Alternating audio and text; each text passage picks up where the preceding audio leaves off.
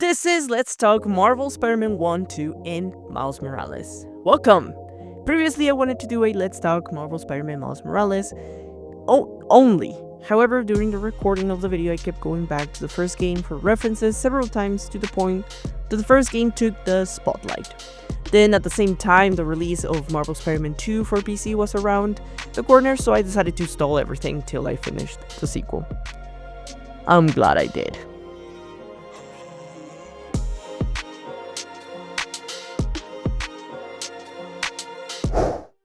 But Insomniac did an excellent job with their recipe for a hero game.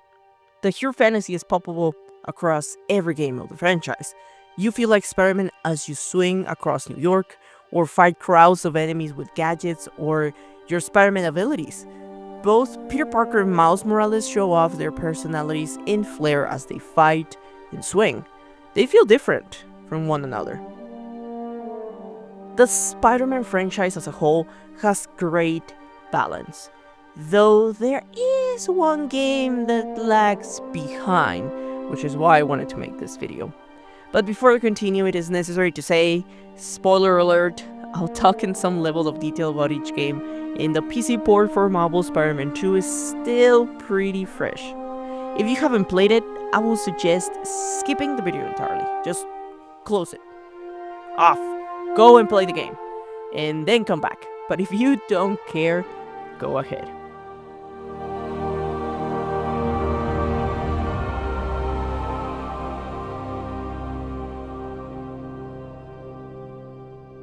What separates these games from other hero games is the subgenre.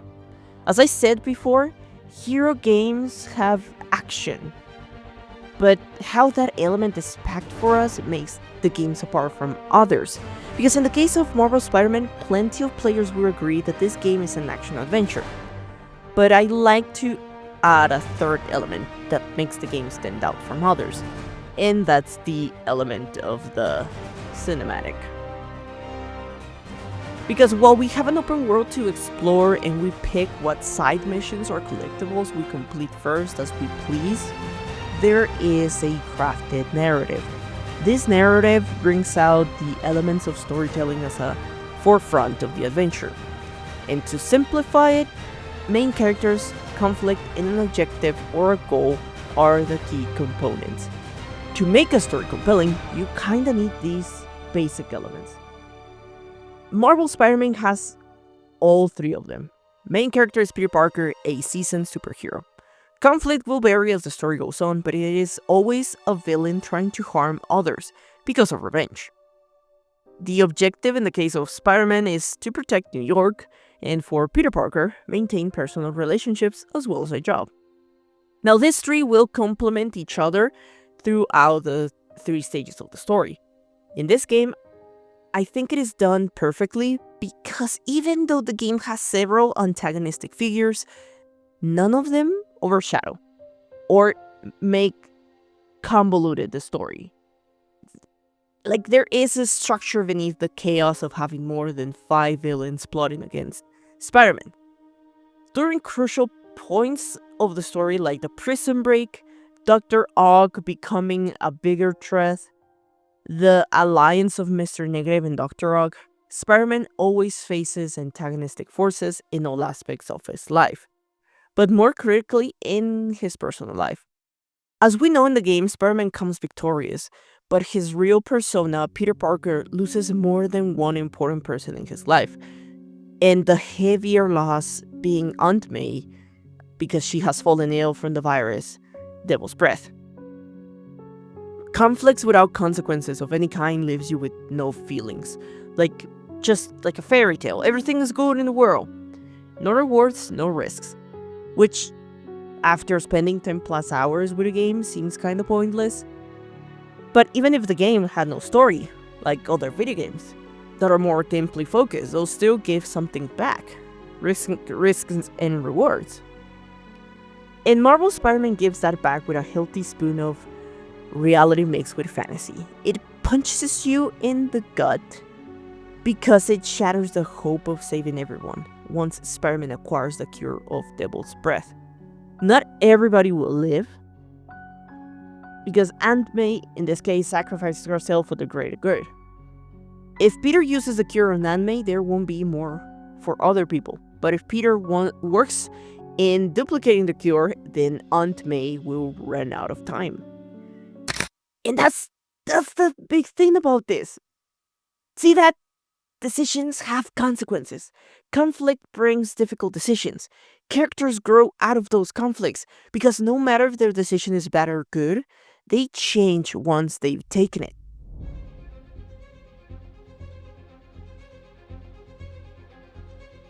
Now, jumping to Marvel Spider-Man 2, having finished the game a couple of days ago, all I can say is it is equally brilliant. TLDR, it also achieves a story of growth for characters. And I should end the video there. No, I'm kidding, because I haven't spoken about the main reason why I made the video. Marvel Spider-Man 2 has great moments. From the reappearance of Harry, not Styles, Osborn, to the amazing character growth of Miles, and even the redemption of villains, the game has it all. It has some deep emotional trauma, take me to therapy moments, to wholesome and uplifting interactions. Like Peter Parker coming to terms of finding balance between being Spider-Man and Peter Parker. I almost enjoyed every second of the game. On every turn of a chapter or mission, there was always a new turn of events. No matter how small, there was always something new happening. And this favors the story because it makes it more... well, it makes it move and appear in the way of protagonists.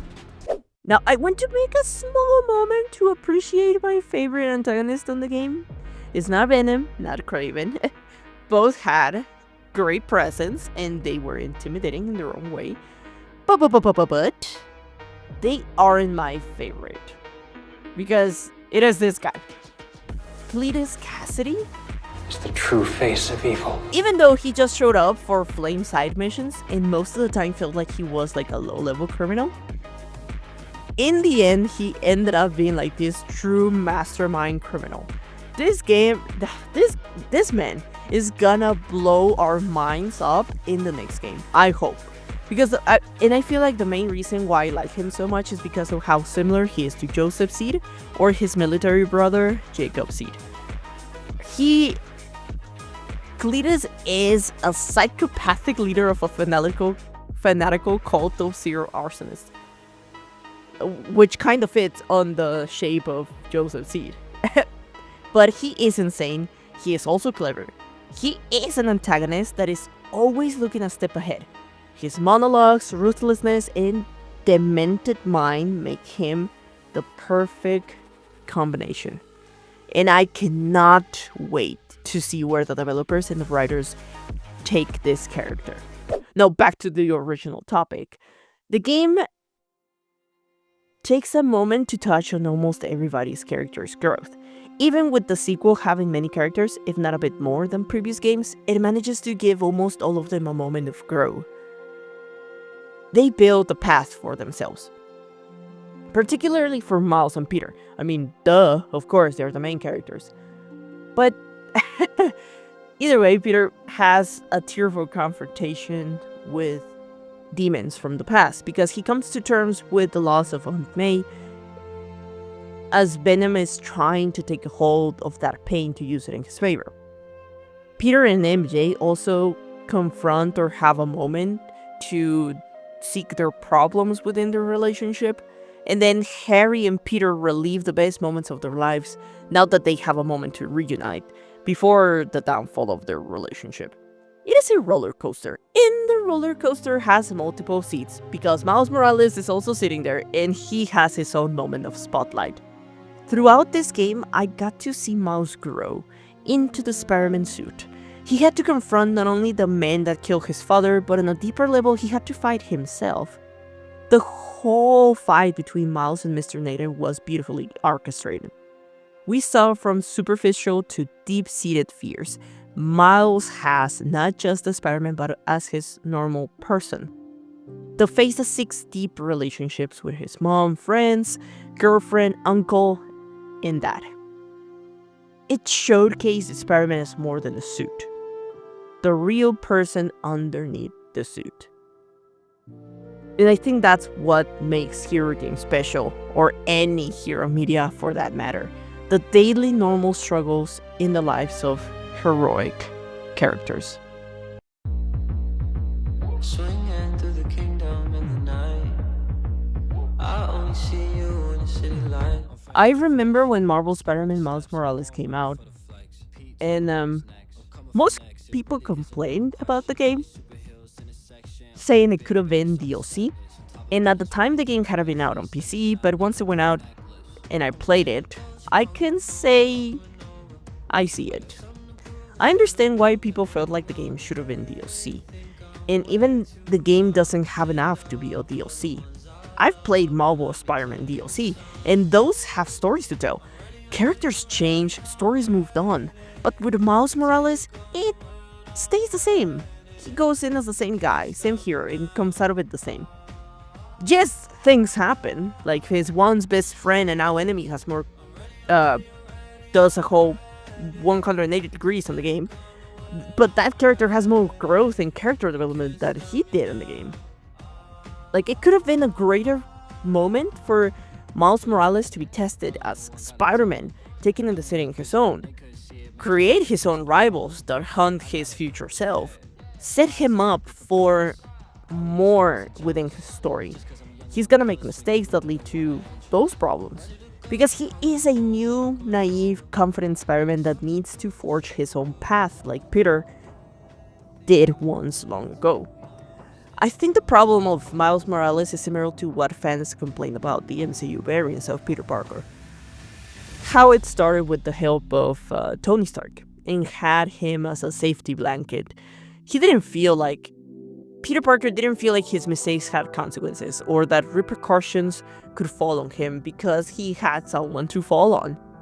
But even though this is gonna sound harsh, don't we like our heroes to struggle? We want to see them in the light of their resilience and their own willpower. We want to see them surge up and above, from the ashes of their own problems, see them become more. Because we see something of ourselves in them, like the human element. And in Marvel Spider-Man Miles Morales, I never see that. He never shines, not even in the last moments of the game. Yes, there are significant moments, like I said before, but they don't really make an impact after. At least not like Marvel Spider-Man 2 has them. In there, Miles truly shines on that game. I'm not saying Miles Morales shouldn't have happened or existed. All I'm saying is the story could have been branched out from the Peter Parker storyline. Give Miles space to breathe for his own. How much more significant would that have been for the ending of Marvel Spider-Man 2, having a Miles battle-tested and ready to take some of the burden of protecting New York away from Peter? Let Miles Morales do his own thing. You're just a kid who has no idea what he's doing! Everyone keeps telling me how my story is supposed to go. Nah, I'm gonna do my own thing.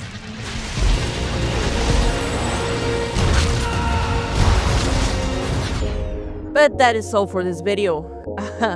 And it was a bit different. I didn't talk about the game in terms of gameplay, but I wanted to talk about it more around the story elements because it is important in the case of this franchise. And after playing Marvel Spider-Man Miles Morales, I knew I wanted to talk about it, but I couldn't quite put my finger on the issue. And I just knew it was storytelling. And after playing Marvel Spider-Man 2, I knew what it was. That game nailed their execution for both Spider-Man in a great way.